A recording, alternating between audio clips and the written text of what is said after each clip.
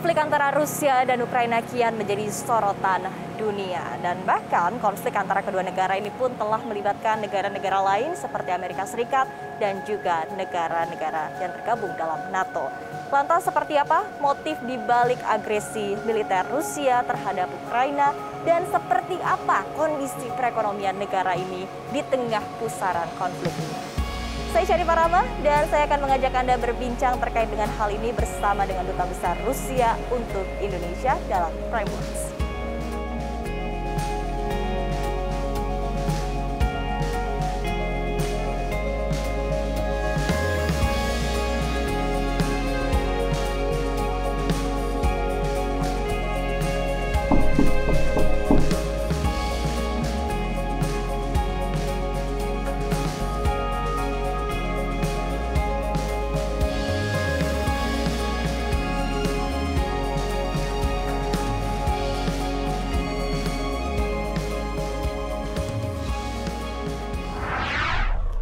Ya, saat ini sudah hadir bersama kami di sini Duta Besar Rusia untuk Indonesia, Her Excellency Lyudmila Vorobieva. Hello, how are you today? Hello, thank you so much. I'm fine, thank you. And thank you so much for your time. So, the first question is about the war between Russia and Ukraine, which has been the main interest of all people in the world right now. So, we know there are some missions from Russia in Ukraine. Can you tell us more about this mission? Of course, first of all, it's not war. We're not conducting a war against Ukraine, especially as we don't want to hurt the people of Ukraine. Ukrainians are sisters and brothers. We are very close with Ukrainians. I've told many times already that I was born in Ukraine, in Kyiv, though I'm not Ukrainian. It just shows how close we are with our Ukrainian relatives, friends. All Russians have friends and relatives in Ukraine and vice versa. So we are not conducting a war against Ukraine. Our aim is not to occupy or destroy Ukraine or change the regime in Ukraine. The goals are absolutely different. First of all, and our president has stated very clearly, is to protect the people of Lugansk and Donetsk. And not many people in the world know, because it was never in the mainstream Western media, that a war has been going on for 8 years. And it is the government in Kyiv that was in the state of war with their own people in Lugansk and Donetsk. And the second and third goals of the special military operation that we're conducting in Ukraine is the demilitarization and denazification of Ukraine. If you want me to explain what that means, I will try to do it in briefly. But of course, you cannot understand what is the root cause of the conflict if you don't know history. And to be very brief, first of all, after the collapse of the Soviet Union in 1991, we received promises from NATO that it will not expand eastward towards Russia. These promises were not fulfilled. The West lied to us. There were 5 rounds of expansion of NATO towards the border of Russia, but the red line for us was for Ukraine becoming a member of NATO, because if NATO brings the military infrastructure to our borders, how can we not feel threatened by that? And of course, we all know that NATO is not a defensive alliance, it's not a peaceful alliance, it's very aggressive. If you look at what they did in Yugoslavia, in Iraq, in Libya, in Syria and Afghanistan, I think it is very clear that NATO is a very aggressive military bloc. And of course, that was our primarily our security concern. On the other hand, after a bloody coup d'etat in Kyiv, staged by the West and supported by the West, when they brought to power a very Russophobic government, they started to oppress everything Russian. And you should understand that to oppress Russian culture and language in Ukraine is a straight path to a civil war. Because 40% of the population of Ukraine think of themselves as Russians. They speak Russian language, they are part of the Russian culture, they want to be able to speak their own language in everyday situation and even officially. All Ukrainians can speak Russian, but as I said, a huge part of the population of Ukraine are ethnically Russian.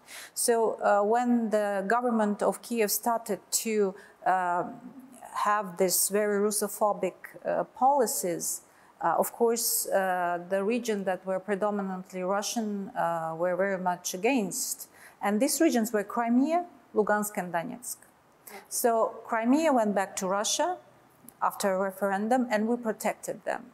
But Lugansk and Donetsk proclaimed their independence, and Kyiv started to attack them militarily. Basically, it was a civil war. From the very beginning, we tried to solve it by peaceful means. We initiated the Minsk agreements that were also supported by the West and guaranteed by the West. And this Minsk agreement, signed in 2014, brought together the leaders of Lugansk and Donetsk and Ukrainian side, and they developed a roadmap how to solve this conflict peacefully and inside Ukraine, ensuring territorial integrity of Ukraine. It never has been implemented because Kyiv didn't take any steps in that direction. On the contrary, they continued the war against Lugansk and Donetsk. 14,000 people was killed, including children and women and old people. And the West was okay with that. And at the meantime, the West was trying to turn Ukraine into an anti-Russian project, instrument, a political instrument, a military instrument. We all have heard the declarations by Zelensky that Ukraine will develop nuclear arms. How can we not be threatened by that? Also, the new information that the Americans have built more than 30 biolabs in Ukraine, developing actually weapon of mass destruction, because a biological weapon is a weapon of mass destruction. A very dangerous plan, actually, not only in Ukraine, all over the world, more than 300 biolabs dealing with some kind of pathogens. We don't know which one, and actually it was all under control of the US government. There was one in Indonesia, which was closed, thanks God. So we see that Ukraine is being used by the West as an anti-Russian instrument. As I told you, for many years we've been trying to make the West hear our security concerns and to stop the war in Lugansk and Donetsk, but we were never heard. And this very hard decision to conduct the military operation in Ukraine was taken because we have been left without any other option to protect ourselves and to protect the people of Lugansk and Donetsk. So this is something that Russia has to fight for, to defend for, right? Absolutely, we're defending ourselves basically, and the people of Lugansk and Donetsk, which are Russians. Yeah. So the war affects the world in so many ways. So we know that, especially in economic aspects. So as we know, the commodity prices are surging now, and then it happens in everywhere for the inflation, along with the economic recovery after the pandemic. So people in this world are really hoping that this war will come to an end soon. So do you see this? Will the war be over in the near future? Of course, that is our hope, because we don't want people to get hurt, Ukrainian people to get hurt. You know, there are a lot of accusations or suggestions that our operation is failing because it's going quite slowly. No, it's not. We're not failing. We're not losing, so to say. We are being very careful. We don't want people to die. We don't want civilians to die. We open humanitarian passages for people to be able, Ukrainians, to leave the cities surrounded by our troops. Ukrainian army is preventing people from leaving, and they are killing and bombing and shelling. So, of course, it's our hope that this operation will reach its goals and in quite a short time. And these goals can be reached, of course, by diplomatic means. As you know, we have talks with Ukrainians, or by military means. So if we can reach our targets as a result of the talks, that would be great. If not, the operation will continue until the target set up by our president will be accomplished. Okay.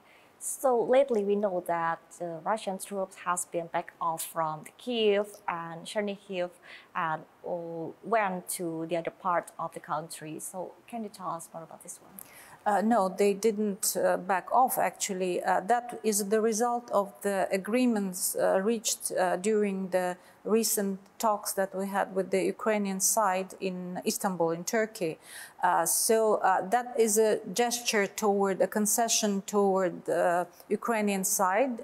We said that while we are preparing an agreement, we will